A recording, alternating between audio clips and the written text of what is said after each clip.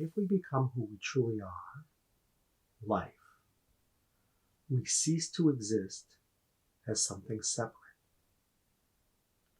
For those of us who would think that that's non-existence, it would be like looking in the mirror and nothing would be looking back at us. We would lose all of our sense of identity.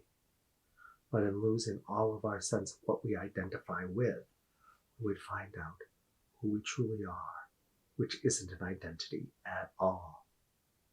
But it scares us. So we fight very, very hard never to go there. So we have to do something counterintuitive. We have to start with the black hole in our personality, called the thing that we're most afraid to admit about ourselves, and realize that when we face it, it's just boundaryless, dimensionless, infinitely expanding spaciousness, but that we've called by the wrong name, like I'm unlovable or I'm bad.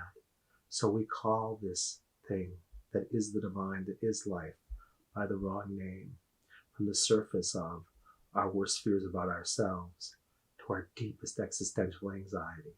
And then we spend all of this energy protecting ourselves by identifying with something limited and believing that's who we truly are. So the way out of this hell is to let go of all identity. But as I found out the first time I touched that, it's a monumentally scary thing to do. In the next conversation, I'll tell you what it was like for me.